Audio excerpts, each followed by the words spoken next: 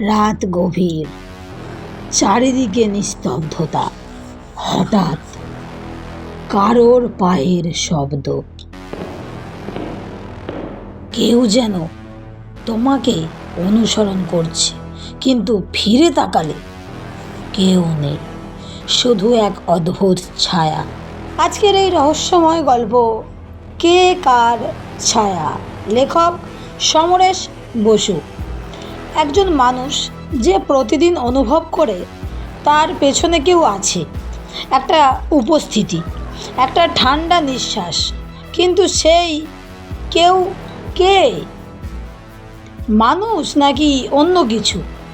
এই ছায়া কি শুধুই মনের ভুল, নাকি লুকিয়ে আছে কোনো ভয়ঙ্কর সত্য যা জানলে বদলে যাবে সব কিছু?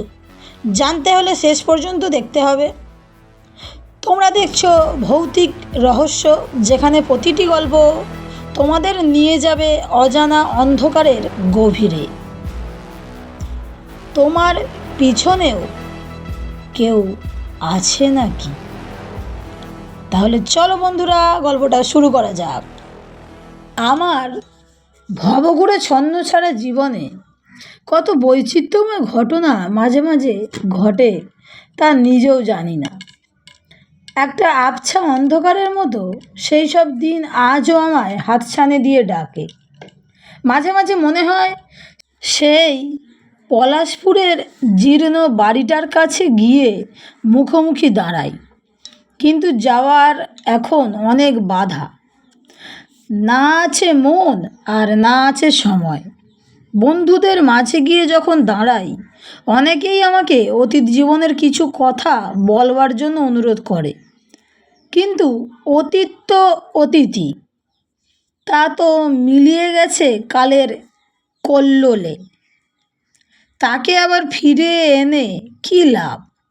কিন্তু ওই লাভ লোকসানের হিসাব না করে পুরনো দিনটাকে আবার ফিরে পেতে ইচ্ছা করে। সত্যি কি আমি সেদিন তাকে দেখেছিলুম, না তার ছায়া? কে কার ছায়া? তাহলে প্রথম থেকেই বলি।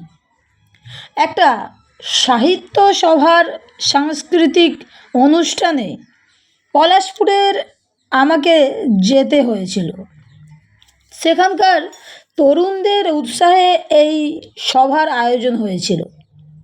যথারীতি সভা শেষ হবার পর আমার আর বাড়ি ফেরা হয়নি। রাত্রিবাস ওখানেই আমাকে করতে হয়। ওদের আতিথ্য আমাকে মুগ্ধ করেছিল। পলাশপুরের এই মায়াময় গ্রামের পরিবেশও আমাকে মুগ্ধ করেছিল। আমার থাকার জন্য হরিবিলাসবাবুর দোতলার ঘরে ব্যবস্থা করে দিলেন। এমনি আমার সাধারণত ঘুম কম। রাত প্রায় তখন 2টো হবে। হঠাৎ দেখি আমার ঘরে কে যেন চুপটি করে দাঁড়িয়ে আছে। এত রাতে নিঃশব্দে চুপি চুপি কে দাঁড়িয়ে? কিছু মনে করবেন না, আপনার সাথে আলাপ করতে এলুম। বিকেলে অনেক চেষ্টা করেছি, কিন্তু আমার তো প্রবেশ নিষেধ, তাই রাতের বেলায় আসতে বাধ্য হলাম। কিন্তু ভাই, আমি তো ব্যাপারটা ঠিক বুঝতে পারছি না। কে আপনি? কি আপনার পরিচয়? আমার পরিচয়? ও, করে হেসে উঠলেন ভদ্রলোক। তারপর চাপা করুণ কণ্ঠে বললেন, আমার নাম বিনায়ক সেন। ছেলেবেলা থেকে এই সাহিত্য চর্চা করতে ভালোবাসি। তাছাড়া আপনার লেখার আমি ভক্ত। একটু থেমে বিনায়ক আবার বলল, আপনি তো মহান লোক।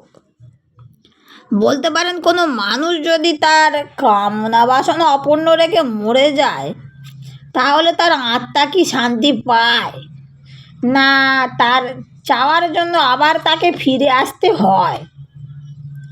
আমি হেসে বললুম, এইসব জটিল তত্ত্ব নিয়ে আলোচনা করে কি লাভ? তার চেয়ে অন্য কথা বলুন। বিনায়ক বললে, কি কথা? কোন কথা দিয়ে শুরু করব জানি না, তবু শেষ কথাটা বলতে পারি। আমাদের সবাইকে চলে যেতে হবে এই ধূলি ধূসর নির্মম পৃথিবী থেকে। কিন্তু কেউই জানবে না বিনায়ক সেন কি চেয়েছিল। বিনায়কের মুখে হতাশার সুর শুনে আমার হাসি পেল। বললাম, আজকের সভায় আপনি আসেননি কেন? কি হয়েছিল আপনার? হবে আর কি, হাসতে হাসতে বলল, ভিড়ের মধ্যে আপনার সঙ্গে আলাপ করব কি করে, তার চেয়েই ভালো চুপি চুপি এসেছি, কেউ জানতেও পারবে না। তা তো বুঝলাম, এবার আপনি যান, কাল 9টায় আমার ট্রেন, এবার একটু ঘুমোতে চাই। বিনায়ক বলল, আমাকে যেতেই হবে, লোকজন আমারও ভালো লাগে না। আমার একটা কবিতা আপনাকে দিয়ে গেলাম, আপনি সময় মতো পড়ে দেখবেন। এই বলে বিনায়ক একটা কাগজ আমার হাতে দিল। তারপর মুহূর্তে এক দমকা হাওয়ায় ঘরের জিনিসপত্র কেমন এলোমেলো হয়ে গেল। টেবিল চেয়ার কাগজপত্র সব যেন কেমন তাণ্ডব শুরু করে দিল। আমি কি করব ঠিক বুঝতে পারলাম না। আবার বিনায়কের কণ্ঠ শোনা গেল, ভয় পাবেন না, একটু পরেই সব ঠিক হয়ে যাবে, আমি চললাম। আর হয়তো বাকিটুকু আর শোনা গেল না। নিঃশব্দ চুপি চুপি চলে গেল বিনায়ক। আমি আশ্চর্য হয়ে গেলাম। নিশ্চয় বিনায়কের মানসিক ব্যাধি আছে, নইলে রাত 2টোর সময় এমন অদ্ভুতভাবে আলাপ করতে আসে। কেমন করে সকাল হলো টের পাইনি। হরিবিলাসবাবু এসে বললেন, আপনার কোনো কষ্ট হয়নি তো? আমি বললুম, না, তবে এক ভদ্রলোক রাত্রিবেলা 2টোর সময় আমার সঙ্গে দেখা করতে এসেছিলেন। হরিবিলাসবাবু বললেন, কি বললেন? রাত 2টোর সময়? সে আবার কে? বিনায়ক সেন। হঠাৎ গম্ভীর হয়ে হরিবিলাসবাবু বললেন, বিনায়ক সেন? সে তো 1 মাস হলো মারা গেছে।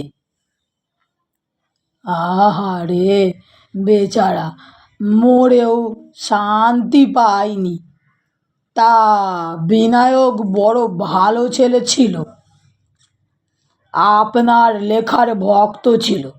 ওদের মধ্যে কে যেন বললে, বিনায়ক একটি কবিতা আপনাকে উদ্দেশ্য করে লেখা ছিল, আপনাকে দেওয়ার জন্য এনেছি, এই নিন। বিনায়কের সেই হাতের লেখাটা আমার কাছে কেমন এলোমেলো হয়ে গেল। গত রাতে কে এসেছিল, সেও তো একই কবিতা দিয়ে গেছে, একই হাতের লেখা। আমি নিজেকে সামলে নিয়ে বললাম, এবার আমার যাবার ব্যবস্থা করে দিন। বন্ধুরা, গল্পটি এখানেই শেষ। গল্পটি তোমাদের কেমন লেগেছে অবশ্যই আমাকে কমেন্টে জানিও। আর ভালো লেগে থাকলে বন্ধুদের সঙ্গে শেয়ার করে, চ্যানেলটি সাবস্ক্রাইব করে, লাইক করে আমার পাশে থেকেও, যাতে আরও নিত্য নতুন গল্প তোমাদের আমি শোনাতে পারি। তাহলে বন্ধুরা, আজকের মতো বিদায়। সবাই ভালো থেকো, সুস্থ থেকো, সবাইকে ভালো রেখো। রাধে রাধে।